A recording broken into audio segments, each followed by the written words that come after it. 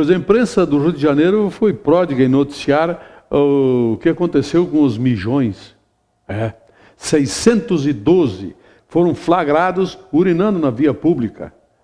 E lá tem uma lei que qualifica isso como um atentado ao pudor. E eu também acho que é.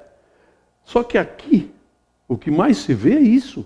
A gente sai pelo asfalto aí, tem uns porcões, sabe esse sujeito que não tem a menor formação ética, moral, etc. Eles param na beira do asfalto e dane-se, meu amigo. Mesmo que tenha logo na frente, ali 1 quilômetro depois, tem um posto de gasolina onde eles possam parar e ir usar o sanitário do posto.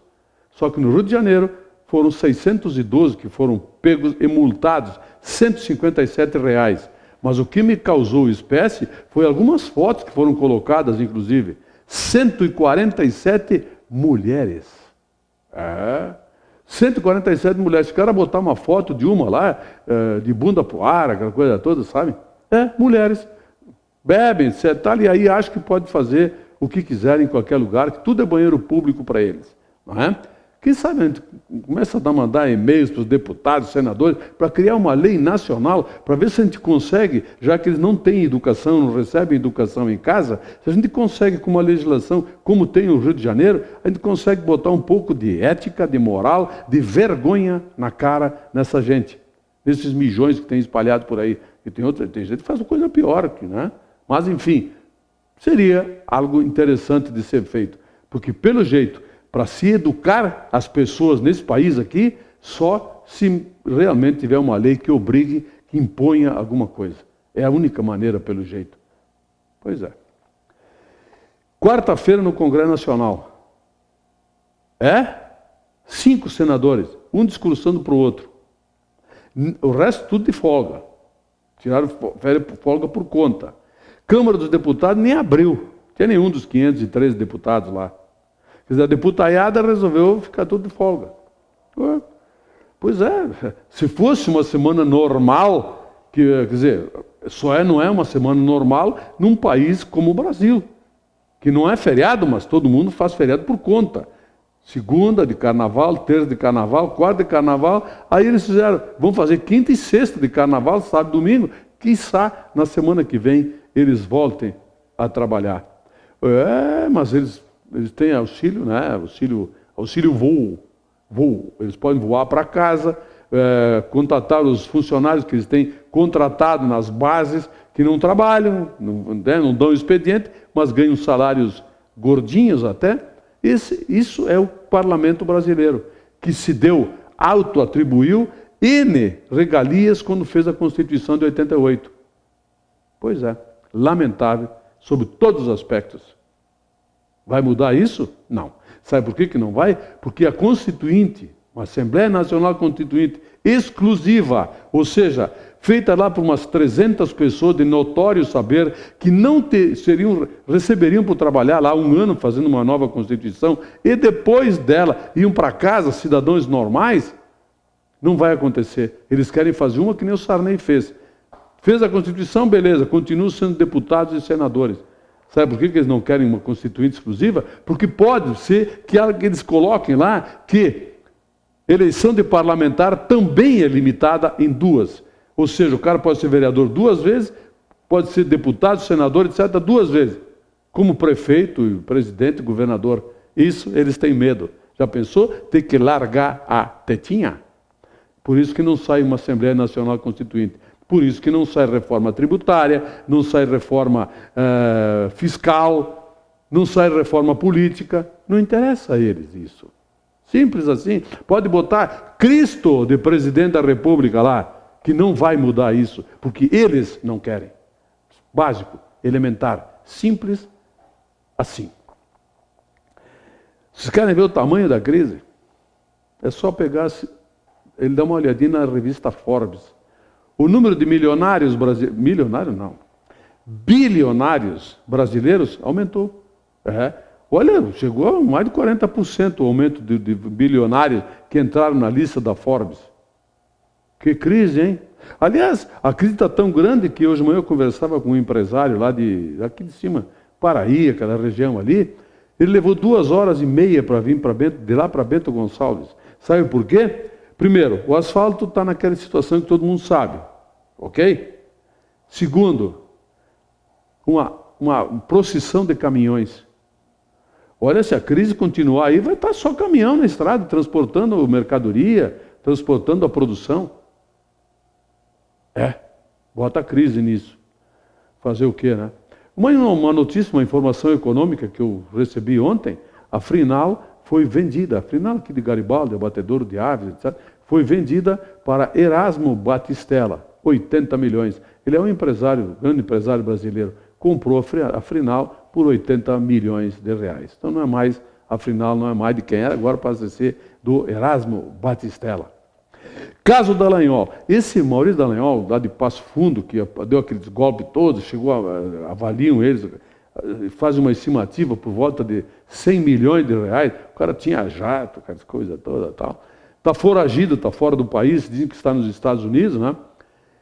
Mas, olha, pelo que eu vi ontem, teve gente me falando, não é só o Dallagnol, cara. Tem mais, olha, outro escritório de Passo Fundo que também fazia esse mesmo trabalho aí, andaram aplicando cheque sem fundo, pagando gente que ganhou questões aí naquela história toda dos telefones, aplicando cheque sem fundo. Ou seja, quando se contrata um advogado, se dá uma procuração para ele, para que ele receba alguma coisa que a gente vai, se dá uma ação que a gente vai receber dinheiro, tem que ser um advogado de extrema confiança da gente. E tem muitos advogados bons advogados de confiança. Claro que tem, em todas as profissões tem os chinelões, vagabundo, ladrão, em todas as áreas, e tem também na área dos advogados, obviamente. Então, uma questão de saber escolher o advogado, sem sombra de dúvida. É por aí. Aliás, tem N maneiras hoje de se acompanhar os processos na justiça. Uma delas é pela internet. Tem o número do processo, acompanhar, chega no fim, ganhou, perdeu, entra lá, examina, tá, quando for para o advogado já sabe perfeitamente o que aconteceu na sentença. É a melhor maneira de se controlar o que a gente faz. Né? Mas procura, vai lá, examina, confirma. Não tem mais motivo nenhum para ser enganado hoje. Se engana porque quer. Tá? Bom, ontem à noite o Esportivo quase matou a torcida do coração. Fez 2-0, abriu até uma vantagem, né, para respirar. Antes de terminar o primeiro tempo, tomou o primeiro gol. Quando começou o segundo tempo, tomou o segundo, empataram. Aí o fim de terror, né? Que ficou muito pior no final do jogo. Aí o Esportivo fez o terceiro gol e aí o Veranópolis em cima. O Veranópolis que é um belo time de futebol, sim, bom time. Ele chegou aos 50 minutos, o juiz deu 5 minutos de desconto, né? 50 minutos, quase matando sua torcida do coração. Mas venceu, isso que é importante, venceu o Esportivo, dá uma respiradinha, tem até chance de classificar para o quadrangular final. É só os jogadores tomarem, futebol é isso hoje, é garra, é vontade, é força, aliado a um pouquinho de técnica, vai.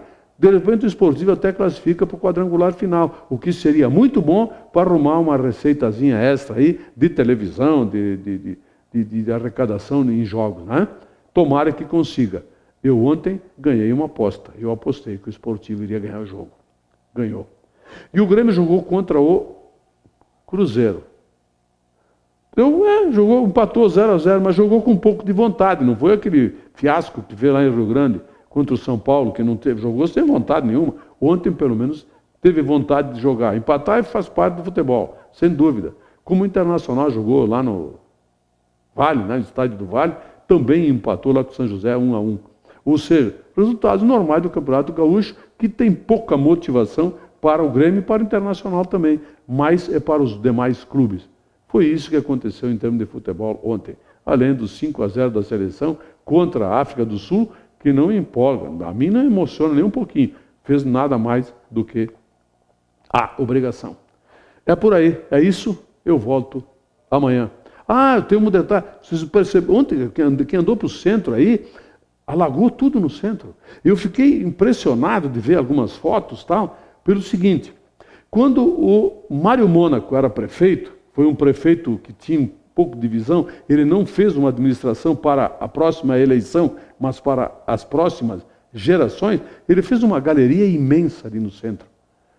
Olha, uma senhora galeria, um esgoto pluvial local tal. Não está mais dando conta? O que está acontecendo? A impermeabilização do solo por causa do asfalto? Será que é isso? Será que as bocas de lobo não estão sendo limpadas adequadamente? Será que a tubulação não tem que ser trocada já? Alguma coisa errada aconteceu. Alagamento em Bento, uma cidade que é no meio de uma serra de buracos e etc. Tal. Algo está errado. E eu não estou dizendo que a culpa é da administração atual, não. Quando eu digo que Bento não tem prefeito há 123 anos, desde 1889, é por causa disso. Teve um que fez tem algum outro que fez algumas coisinhas, mas que fez obras para o futuro, pensando no futuro, que foi buscar dinheiro em Brasília, fez projetos, etc. Olha, nós vamos ter que começar a pensar bem. É exatamente isso que você está pensando. Teve um sim. Eu volto amanhã.